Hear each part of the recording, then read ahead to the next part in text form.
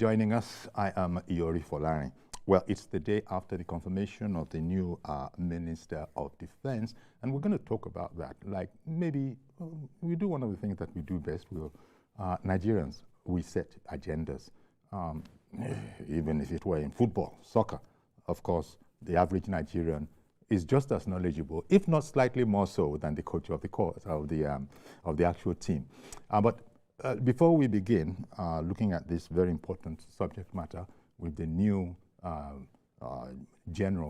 with the new Minister of Defense in place, having been accepted and approved by the Senate yesterday, let's look at this, package before we begin. And I do not want to hear that I was not giving any command. As long as you are deployed, your task is to secure your community. You are all aware on what condition you are supposed to shoot at the enemy. When your life is at stake and you have no other means of protecting yourself, you are allowed to fire. When your colleague's life is at stake and there's no way you can stop, you are allowed to fire. And when the community or any infrastructure you are protecting is being destroyed and you have no other means of stopping them, you are allowed to. It's an appointment that places operational military experience directly at the policy level of national defense. At 58, General Christopher Musa steps into a new role, this time as Minister of Defense. His nomination was formally communicated by President Bola Tinubu in a letter to President of the Senate, Godswill Akpabio. We are not interested in looking at anybody's face. We are interested in what can assist the president and what can assist Nigerians to sleep well. President Tinubu expressed confidence in General Musa's ability to further strengthen Nigeria's security architecture. General Musa's military journey began in Sokoto, where he was born in 1967. After completing his secondary education, he attended the College of Advanced Studies Zaria and was admitted into the Nigerian Defense Academy in 1986, graduating with a Bachelor of Science degree in 1991. Over 3 decades, his career featured progressively strategic roles. General Staff Officer 1 for Training and Operations at Headquarters 81 Division, Commanding Officer 73 Battalion, and Assistant Director of Operational Requirements in Army Policy and Plans. By 2019, he was already deeply entrenched in operational command, serving as Deputy Chief of Staff, Training and Operations, Commander Sector 3 under Operation Lafayette Dole, and later Commander of the Multinational Joint Task Force in the Lake Chad Basin, where he oversaw joint military operations with Cameroon, Niger, Chad against Boko Haram and ISWAP militants. They were trying to build a generation of fighters, of terrorists, which is dangerous. For us, they will have been more vicious than their fathers because they will have grown up in an atmosphere of an environment of violence, and then they wouldn't know what it is to be compassionate. But we're happy they're out, and so many of them are coming out. So far, the Northeast is very, very peaceful. I think we are really very encouraged with what's happening. And it's due to a combined effort of everybody. It's not only the military. Because what we realize is that what will bring this to a total end is both the kinetic and the non-kinetic. The non-kinetic plays about 25%, 75% of it is the non-kinetic aspect of it. And that's why I think we're getting also a lot of support from the state government, from the locals. With the equipment that we got, we have ability to respond. If it is far away, the aircraft, the air component to respond. Now the Navy too is coming on stream. The MA is doing so well. They're opening the waterways, and very soon we'll be able, because I think that's one other aspect that is remaining for us to block. That's why we'll still be able to move in some few items from the other countries into Nigeria. In 2021, General Musa was appointed Theater Commander of Operation Hadinkai, the nation's largest counter-terrorism operation. He later became commander of the Nigerian Army Infantry Corps before being elevated to the position of Chief of Defense Staff in 2023. Well, the challenges we're facing is asymmetric warfare. You're dealing with non-state actors, people that you don't know. They live within the citizens. So normally I don't get to bed till probably 2, 3 a.m. in the morning, trying to just follow up to ensure that all the theaters are operating on whatever information we're getting, because the citizens are really, really giving us a lot of information. The President gave us a mandate to ensure that we restore peace and tranquility within Nigeria, and to also ensure that our crude oil production too improves, and we're working on that. It's something that the challenge we're facing didn't start now. I had the privilege of being the theater commander Operation Hadinka in the Northeast for about 19 months. That actually also gave me a good understanding of what we are dealing with on ground, and that has helped a lot. Rallying around everybody, the troops, security forces, the citizens, everybody putting hands together to make sure that things work well. As CDS, General Musa drove aggressive, intelligence-led kinetic operations and strengthened synergy between the Army, Navy, Air Force, and other security agencies. Stakeholders frequently noted that General Musa's leadership style combined firmness with deep empathy for personnel, especially troops on the front lines. Do not be afraid to take out any criminal or any enemy that is destroying or is doing any acts of killing. Is that clear? Yes, sir. But like I've told you, the communities you are protecting must know that you are there to protect them, not to go there and infringe on their human rights. I'm going to hold every commander, from the sector commander to the company commander to the platoon commander to the section commanders responsible. If anything happens within your AOR and you do nothing, you will be court-martialed. That I guarantee you. His management of internal security challenges, banditry, terrorism, oil theft, and militancy has earned recognition from both domestic and foreign partners, and throughout this period, he maintained constructive engagement with the media, balancing transparency and operational discretion. The Shekau boys are having infighting, and they in between them, they are also fighting. Normally during rainy season, the operations used to go very low, but this time around, we changed our strategies. We went on foot during the rainy season, so we were able to enter and surprise them because they felt that was the safest period for them. We never gave them any respite, so we took them out. With his nomination as Minister of Defense, expectations rise. Supporters say his battlefield experience will now shape Nigeria's long-term defense planning and security reforms. He will immediately assume leadership of the Ministry of Defense and guide Nigeria's military and strategic security direction going forward. Sifon Asian, TVC News.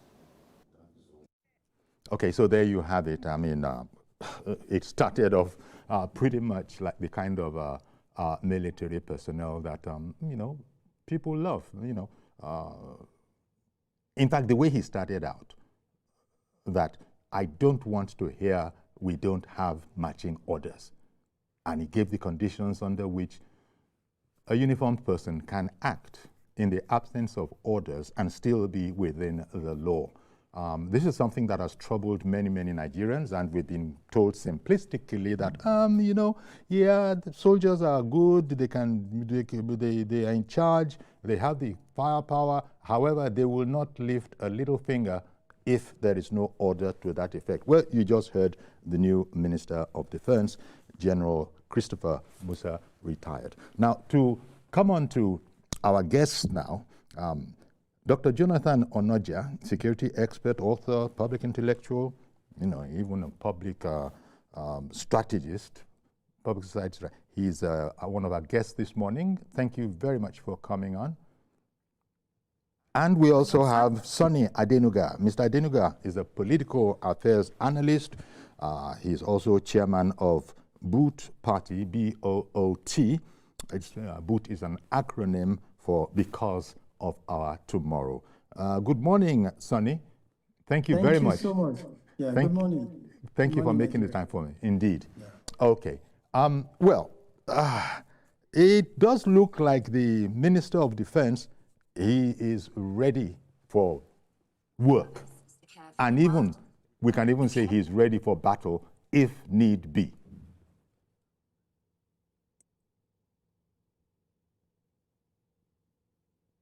Okay, there was a problem. Can you hear me now? I can hear you. Okay, anyway. Okay, you can hear me. Excellent. But just as I was speaking, I also heard some telecom voice come in. So maybe there were a few seconds. So I was saying that that package that our men put together, it sort of gives an indication. The package, of course, was put together from some library materials, very recent library materials, But that's the kind of tone that I imagine most Nigerians will be happy that, aha, this is the Minister of Defense that Nigeria has now, that the President's appointment has been ratified by the Senate. Spoken as a true soldier, and just give me the impression that you get from hearing General Musa retired speak there. Do you want me to go first, Piori? Yes, I believe you're the only one with us. Okay, yeah, okay now, okay, good. I think I want to say first and foremost, on behalf of Boot Party, myself, we congratulate the new Minister of Defense, General Musa. And just like you said, in the package you showed, it clearly showed that he is one individual you probably doubt his interest and his loyalty to the country, having served to that level in the military.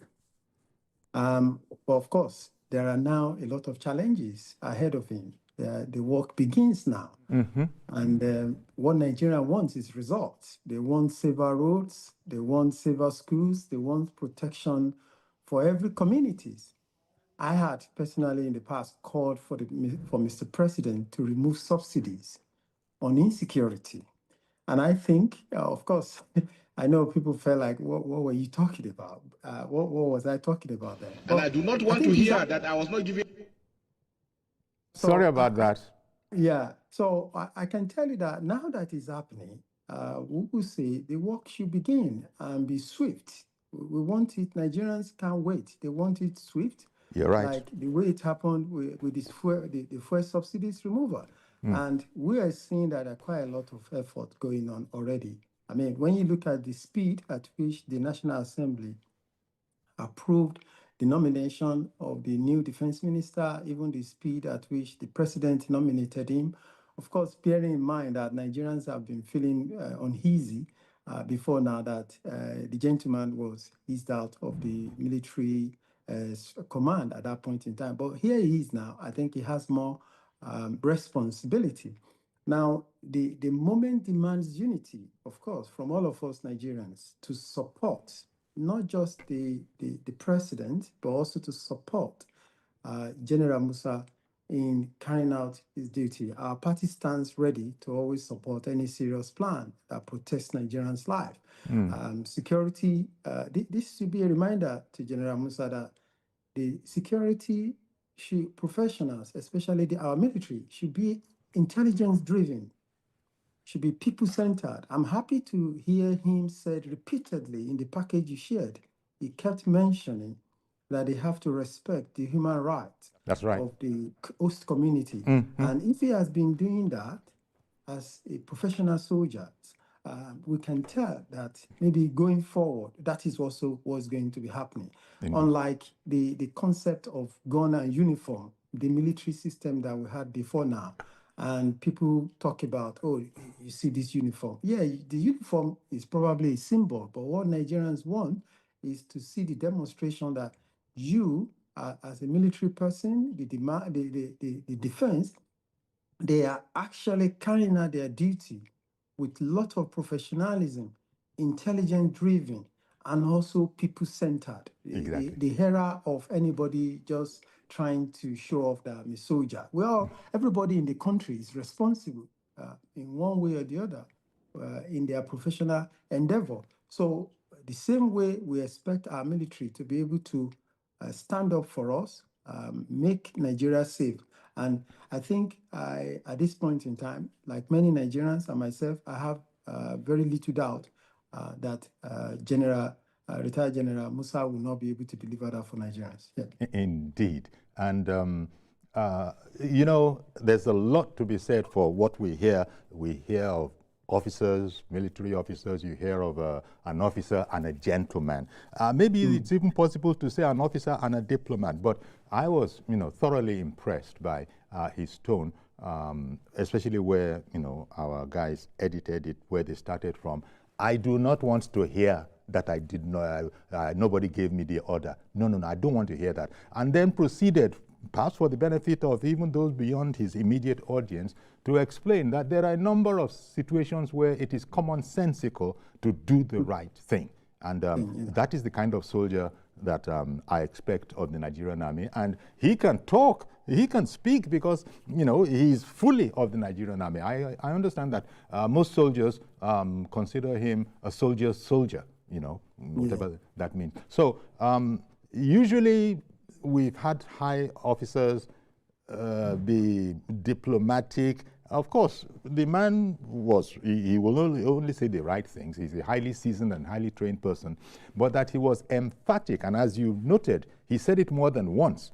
I expect people to behave professionally as they have been trained. Don't want to hear that in the absence of marching orders, my hands were tied. So it looks like Nigerians are in for a good time.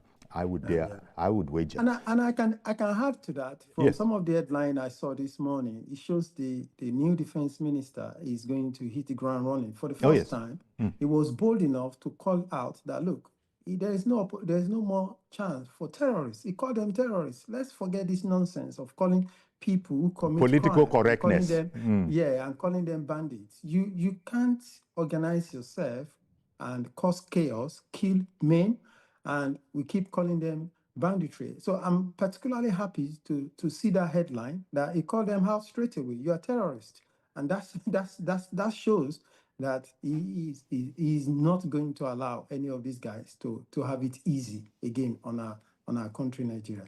And of course, we must have, personally and at the party level, we believe that we have some demands that should be made within the first 90 days. We expect rapid action from him, but like I've said, it's nice to see that comment from him.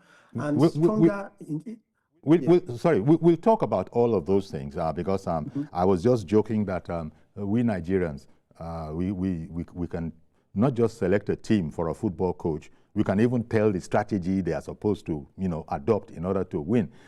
So Nigerians, are going to have a number of talking points that they will expect to be addressed. And I don't think they are overdoing. It ranges from securing our borders, fighting insurgency, of course, that goes without saying, addressing the banditry. They call them what they were, bandits. Then there's maritime security. You notice he said it's not the army alone.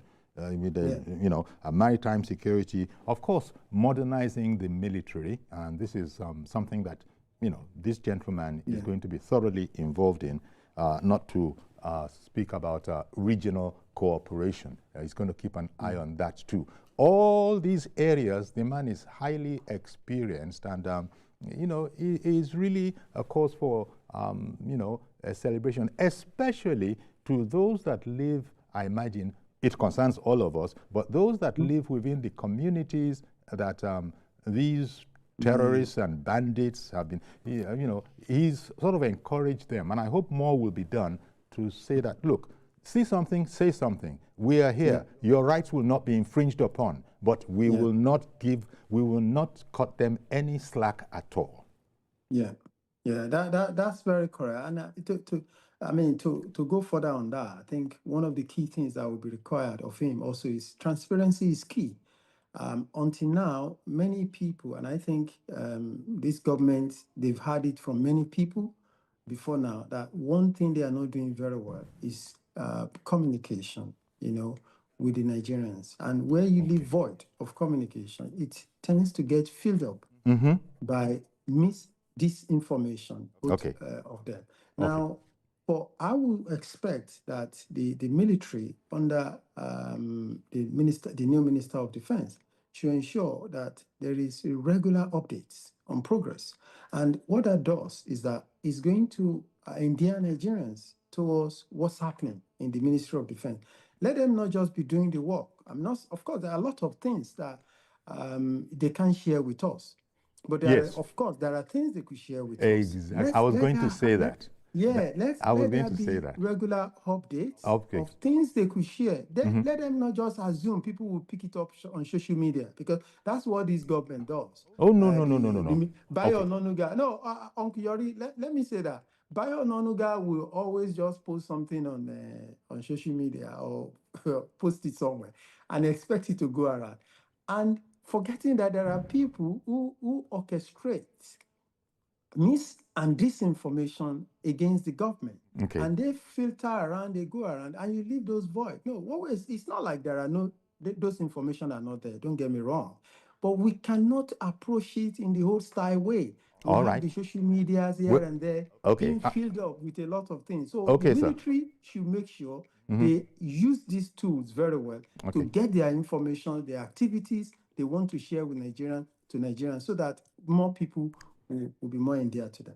Okay, well, thank you very much for that. But as I'm sure you might be aware, the military, traditionally, they don't like speaking direct with the public because there's so many channels. The important thing is that we want to know what's going on, whether it is the Minister of Information, whether even the army themselves, well, it's more than the army. They have their own, communication outlet where they speak to us from time to time, and we're able to quote them. But I suppose they're thinking that in terms of division of labor, there are quite a number of specialists that will put this thing out. You're speaking about Bayo Nonuga. Yeah, he does do what he does, but that's not the extent of it. You probably have to agree. We get stuff from quite a number of places. Mr. Ade in the UK, good morning to you, sir. Thank you for holding on. Oh dear, your line is not very good. Could you say something? Let me see if it has settled down. Hello, are you still with us? Are you with us? Okay. Please, Ade, just do try and get back in. We'll pick it up immediately. That line was sounding like like it was scrambled, which I know it wasn't, but you couldn't hear anything. So Ade, who called in from the UK and has held on while, Mr. Adenuga, finished his piece, do please get back to us. Yes, Ade is back. Okay. Good morning. Thank you for calling back. Go ahead. Good morning, Mr. Yori. I hope you can hear me clearly. Very well. We can hear you loudly. We can hear you clearly. Good morning to your guests. Yes. Yes, I'm very happy about, you know what happened, like I said yesterday. But what I want Nigerians to do is this. Let us be praying for General Christopher retire. Let's be helping with prayer. Because this man is a very honest man. Someone that looked like him was the late General Atahiru that replaces Buratai.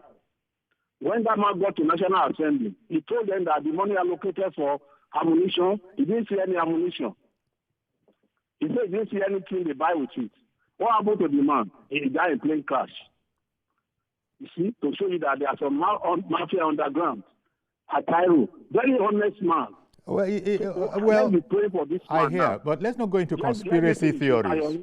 You can comment later. Let me finish. So yeah, but don't go into conspiracy theories. Of course, speak. Go ahead, please. Okay. You have not watched journalist hangout. Go and watch it. You see it. You see, I'm not the one saying that's where I learned it from.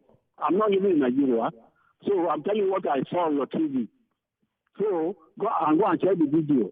So this man, let's be helping this man with prayer. He needs our prayer because the previous service chief, the pardon Boko Haram, thousands of them, they sold uniform for them. What do you call him? Buratai, he sold thousands of these things. Do you want to deny that? Everybody knows that. Okay. Okay, thank you very much. You've done very well. Thank you very much. We really appreciate your call and indeed trying to get us back. Of course, Mr. Adenuga, there are a number of things that are going to have to be done. In fact, we know they will be done differently now that we have General Musa in charge. He's a different person altogether, and I know that things. It's not going to be business as usual within the specialized field of the armed forces of Nigeria. Yeah, I don't think it's going to be business as usual if you judge by, his profile and what he's been as a soldier.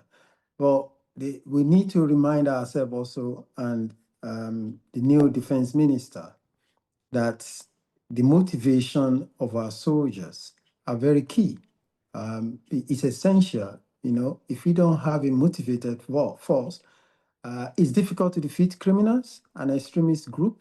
So it's very, very important in as much that we want to read riot acts to them that, look, go and do what is necessary, but also the motivation is very key.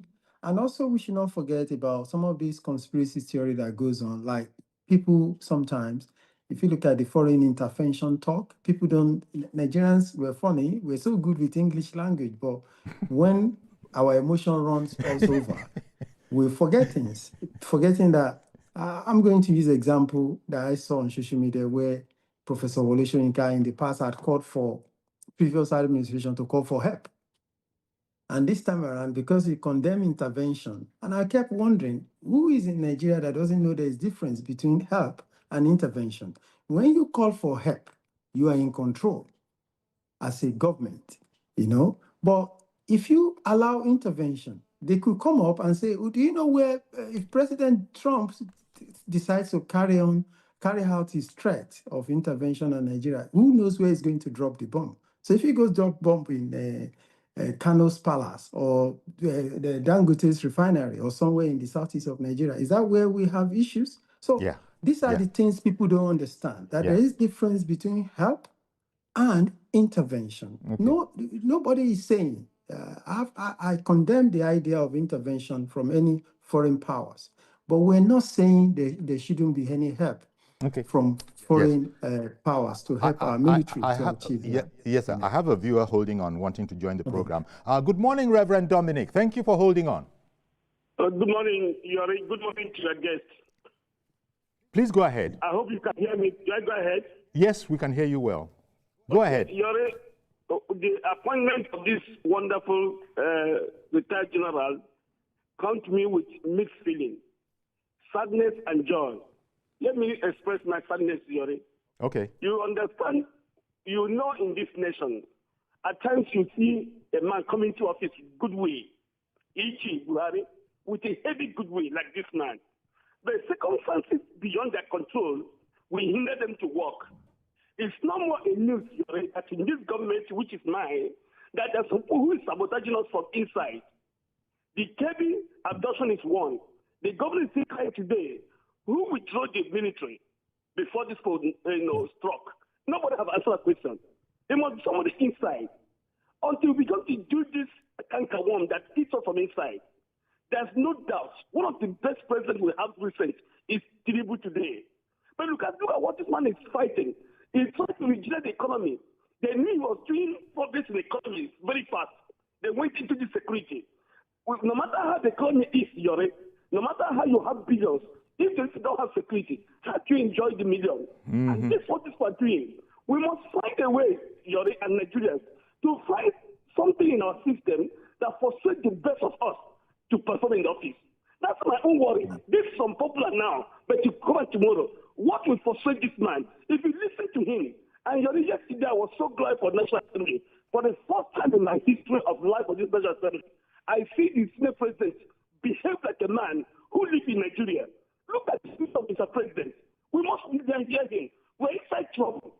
The man I've seen that plays so much about Nigeria is Ababio. But yesterday he woke up in slumber.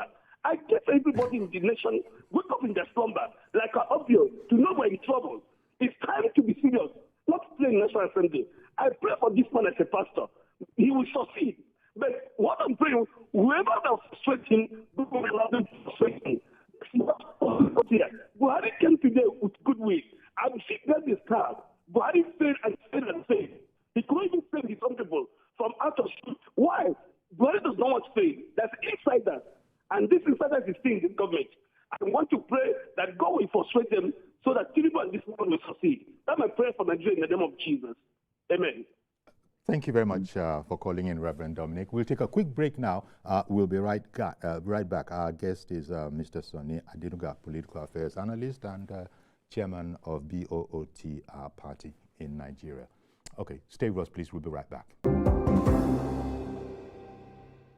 The Senate chamber was unusually charged as lawmakers began the screening of General Christopher Musa, one of the most consequential defense appointments in recent years. Over 4 hours, senators drilled the former defense chief on intelligence failures, troop morale, ransom payments, and the rising sophistication of criminal gangs. They demanded not just plans, but measurable solutions. As Minister of Defense, can you propose to Mr. President the need to have a reserve army? Have we reached a stage that we can now start thinking of bringing back a unit like the National Guards? I'm aware that the armed forces have been armed strong in recent times because they have not been able to deploy fully, because there are arguments about whether we are dealing with terrorism or banditry. And I'm sure if we all agree that it's just a thin line between the two and allow the armed forces to deal with terrorism, we'll get better results. For several reasons, your appointment is a bold statement, even to enemies of Nigeria outside Nigeria, who sought to polarize our country along religious lines. Your appointment has shut their mouth down. So, in all respect, I'm pleased, I'm happy, my confidence is reinforced. General Musa, calm but firm, pledged an uncompromising war on terror and dismissed any possibility of negotiating with criminal groups, insisting that ransom payments only strengthen terror networks. We applaud, Mr. President, for your nomination. We have a lot of hope in you based on your track record. But a few questions are begging for answers. The Senate has just set up a committee to find out from the cry of the governor of Kebbi who gave the order for the soldiers who had prior information that kidnappers were coming to the school. It's really unfortunate and it's very painful. I want to assure Nigerians that we will not stand by and see terrorists have the capacity to do such. We're going to go after them fully, working together with all the security agencies and all the NDAs that I've said. We're going to investigate fully. So I know the Senate has established a committee to look into that. The armed forces also has a way. And then from the defense, we're going to make sure that we continue with the oversight over their activities. Earlier, the Senate passed a crucial anti-kidnapping bill for second reading. If eventually signed into law, kidnapping will be legally classified as an act of terrorism, attracting the death penalty. General Musa closed his remarks with a promise he will not relent until peace is restored and Nigerians regain confidence in their country's security system. Is it the view of the Senate that this nominee be allowed to take a bow and leave? Those in support say aye. Those against say nay. The ayes have it. May now take a bow.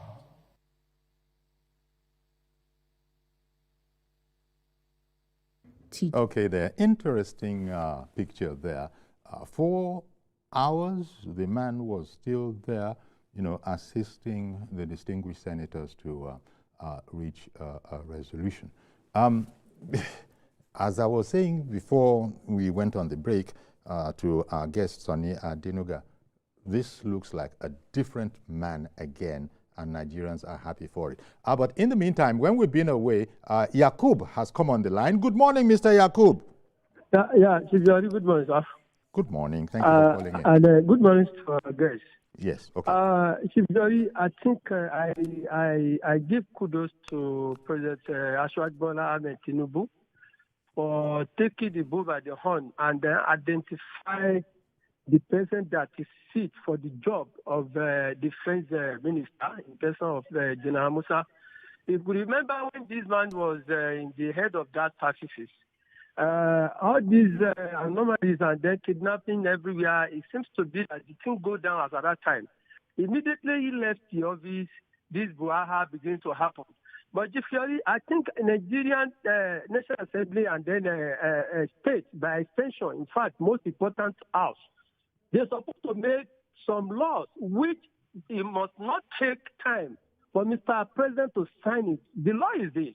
You see, usually we are just deceiving ourselves, cause some criminal terrorists, and then giving another name to another one, calling them bandits and all that. For me, all of them are the same. Because the issue is this. When you call somebody a bandit, and then he kidnap children, he kidnap people, at the end of the day, collect the ransom, sometimes, before you know, they collect the ransom, and then they still got to kill the people that they kidnapped. So if you are the one stop Nigerian Senate to make a law whereby if you are a kidnapper, they should be sentenced you to death without no option of fine. And then this thing, they must be able to set up the perfect, or let me say, a law whereby that they will be trying these people, not ordinary law of everybody that we are using, special court to try these people, and then it must be not less or higher than 1 or 2 months before they finish the judgment, because it also takes too much time. I think I'm putting this question to your guests this morning, because it always takes much time to try these terrorists. At the end of the day, imagine Chief Jori, they will give them 20 years in prison. At the end of the day, these people will come back and then you are telling us we are integrated them back to the society. Chief Jori, the question is that, what happened to those people? They have killed their children, they have killed their father, they have killed their mother. After 20 years thereabout, they come back and then regress them back. And then in most cases, they will go back to the criminal they were doing. So, in a nutshell this morning, what I'm saying in essence is that the law must be made. If you're a terrorist, if you're a bandit, the sentence must be dealt without option of fine, and then it must be specific day, either 1 month or 2 months before you finish the trial, and then everybody will know that the Nigerian government has really serious, and then they mean the business. Thank you, and good morning, sir. Thank you very much, Mr. Yakub, for calling in. Well, some of the points that have been raised by Mr. Yakub there, we were fortunate to be able to hear General Musa's take on things like negotiating with bandits, terrorists, and that kind of a ransom. You can't do that. I think I've read or heard him say, you can't do that. You only strengthen them. And it's like Christopher Musa is saying that, I'm not part of that. I have a job of work to do. He's highly respected by everybody, which must include the president. That's why he put him in that job. He knows that he has somebody who is competent and can do it. And as I said, refreshingly, he's being forthright with calling, as we say in one of our languages in Yoruba, I'm sure other languages also have it, what is not good is not good. And he's calling it out. You don't negotiate with terrorists. So at least we're saying that as far as he's concerned, he knows what to do, and he has an idea of how to go about it. And so now there will be, I can't just imagine that Mr. President will be one way or the other stifling him or confusing, or muddying the waters. So again, to say it again, we seem to be in for good security times, even though you know, our men and women in uniform know that their work is cut out for them with the new Minister of Defense. The last caller posed a question. I think clearly we can tell that within our penal code, any offense committed in Nigeria today, people can be prosecuted. But for some reasons, I'm not in the judiciary or the security system. We don't know why some of this doesn't really happen to be so. And if it's happened at the background, maybe, like I had said earlier, maybe we're not made aware. But one thing that needs to be said is this. Everybody is having hope and putting their hope and the confidence, trust on the new Minister of Defense. But let's remind ourselves that security is not only guns and boots. The government must invest in jobs, rural development, and solutions to land and resource conflicts. Because when you actually look at it, there have been some reports in fact, decades ago, when climate change was being discussed globally. And with some of this trend we're seeing today, people have already talked about it long before that. When people who, for instance, that are part of Nigeria, where you start having desert encroachment, and what start happening? People who used to live in those places, used to rear their cattle, they will start doing what? Moving downward. The fact that some people had actually thought about this decade ago, and we've not really taken the necessary steps to address some of these things. So what I'm just trying to say here is this. Yes, we have hope, but the point here is this. It's not only the job of the Minister of Defense. It is the job of the government of the day also to make policy, those in the National Assembly, to make laws that is going to help. Like General Musa said in one of the packages you've shown earlier, where he mentioned the kinetic and non-kinetic, and he actually put figures to them. He said 75% of what they will be doing is non-kinetic. And the National Assembly, the government, other ministries, the department and agencies must support the Minister of Defense in achieving some of this. He did say, just think, it's not about the ministry alone, and it's not about the army alone. Mr. Akinwale has been waiting to join us in Abuja. Good morning, sir. Good morning, sir. Good morning, our guests. I really want to appreciate your work this morning and for the guests. My contribution based on the new defense minister. We have heard his track record, and we hope that he will be able to deliver more. But in another hand, I believe he has gotten the information concerning all those people sponsoring all these kidnappers and every other group. Can he start from that place first? Because you cannot uproot a tree by cutting alone. You cannot kill a tree by cutting alone. You have to uproot it. The moment you uproot a tree, you have killed it completely. If all those people that they are sponsoring them, they are still rolling with them in their parties. I could remember, maybe you remember a man called General Sassi in Jonathan period.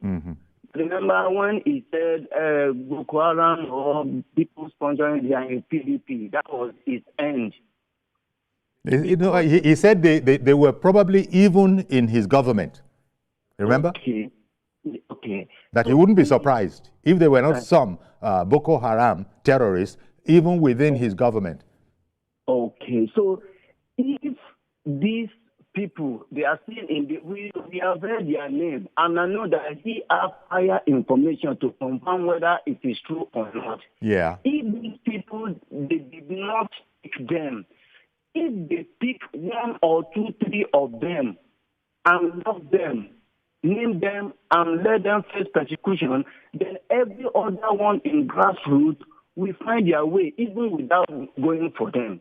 Yeah. So I will urge him, let him start from there so that we can know that they mean well for Nigeria. All right. Okay. So that is my contribution. God bless Nigeria.